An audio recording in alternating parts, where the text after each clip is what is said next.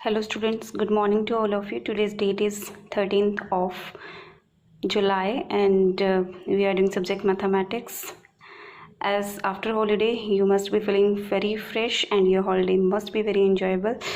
So let's start with our chapter number 5th, that is algebraic expressions.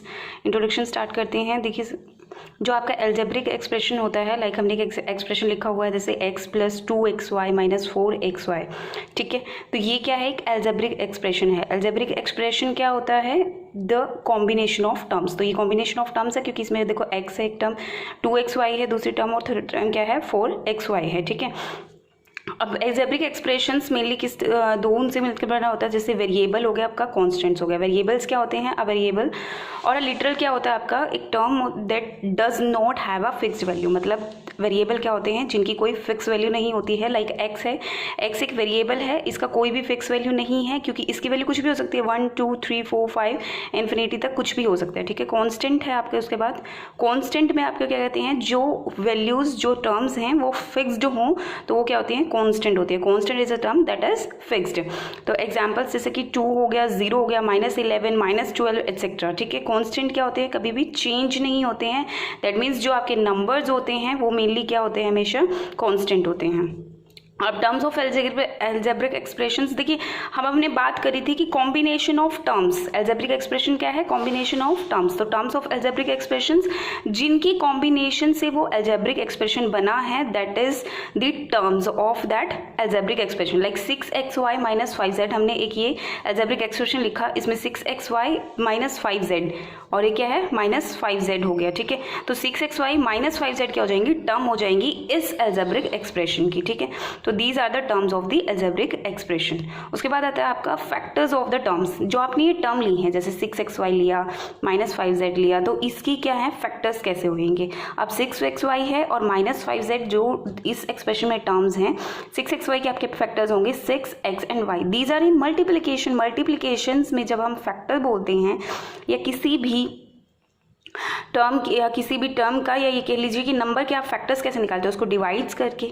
ठीक है, मतलब उसके टुकड़े करके. इसी तरह से हम इसके फैक्टर्स कैसे निकालेंगे, इसके टुकड़े करके. लाइक 6x एंड y और 5z का 5 और z दो क्या हो जाएंगे, इसके फैक्टर्स हो जाएंगे. कॉफिशिएंट्स ऑफ टर्म्स क्या होते हैं, अब जैसे हमने एक एल्जेब्रिक एक्सप्रेशन लिखा हुआ है, 1 अगर किसी भी वेरिएबल के सामने कुछ दिया नहीं हुआ है तो अंडरस्टूड होता है कि वहाँ पर 1 होता है मल्टीपल में उसके. तो 1x plus 2xy plus 4xy minus 5z, ये हमने एक एक्सप्रेशन लिख लिया. इसके अंदर जो टर्म्स है जैसे कि 1 है, 2 है, 4 है, माइनस 5 है, तो ये क्या हो जाएंगी आपकी, इसके कोफिशिएंट्स हो जाएंगे. कोफिशिएंट हो जाएंगे हर एक टर्म के. ठीक है, जैसे x टर्म जो है इसका कोफिशिएंट क्या होगा, 1 होगा. xy जो टर्म है उसका कोफिशिएंट 2 होगा. xy जो है नेक्स्ट xy जो है उसका टर्म, उस टर्म का कोफिशिएंट क्या है 4 है. और इस z का टर्म का जो आपका कोफिशिएंट होगा वो क्या होगा, -5 होगा. तो ये क्या होते हैं आपके कोफिशिएंट्स ऑफ द टर्म्स होते हैं. ठीक है, उसके बाद आपका आता है types of algebraic expression. Types of algebraic expression, like मैंने एक एक्सप्रेशन लिखा हुआ है 10x माइनस y. ठीक है, अब इसमें काउंट करेंगे हम कितनी टर्म्स हैं. टर्म्स कितनी हैं, 2, 1 एंड 2 टर्म्स हैं. तो दिस इज अ बाइनोमियल. ठीक है, बाई का मतलब होता है आपका 2, तो इसको हम क्या बोलते हैं, बाइनोमियल बोलते हैं. अब हम एक एक करके इसके टाइप्स डिस्कस कर लेते हैं.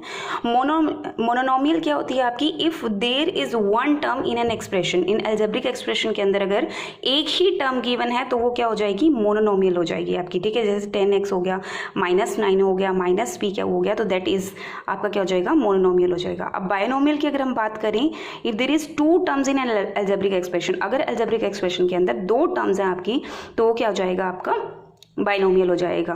ठीक है, जैसे -5pq प्लस 7xy, इसमें 2 टर्म्स हो गई आपकी, -5pq और दूसरी होगी 7xy. तो ये क्या हो जाएगी, एक बाइनोमियल हो जाएगी. ठीक है, ये क्या है, एक बाइनोमियल है आपकी. ट्राइनोमियल में ट्राई का मतलब होता है 3 आपका. इफ देयर इज 3 टर्म्स, इसका मतलब क्या होगा, 3 ट्राइनोमियल मतलब 3 टर्म्स, मतलब 3 टर्म्स अगर किसी एल्जेब्रिक एक्सप्रेशन में हो तो वो क्या हो जाएगी आपकी, ट्राइनोमियल हो जाएगी. Like -x² plus y² plus z² and 4x plus 5y plus 3z. तो ये क्या हो जाएगी आपकी, ट्राइनोमियल हो जाएगी. पोलिनोमियल की अगर बात करें, अगर कोई एक्सप्रेशन है विद 1 और मोर देन 1 टर्म्स, अगर एक या एक से ज़्यादा टर्म्स हो तो वो आपकी क्या कहलाती है, पोलिनोमियल कहलाती है. जैसे कि 4y है, 2x प्लस 3y है, 5zx प्लस 4xy. अगर एक ही वेरिएबल की आप पोलिनोमियल की बात करो, लाइक जैसे हमने लिख दिया यहाँ पे x² प्लस 2x प्लस 3। तो ये क्या हो जाएगा, एक ही वेरिएबल के अंदर पॉलिनोमियल हो जाएगी आपकी, ठीक है। उसके बाद आता है आपका like and unlike terms. Like और अनलाइक टर्म के अंदर क्या है आपका, जैसे मैंने दो टर्म्स लिखी हैं 10xy एंड -3yx।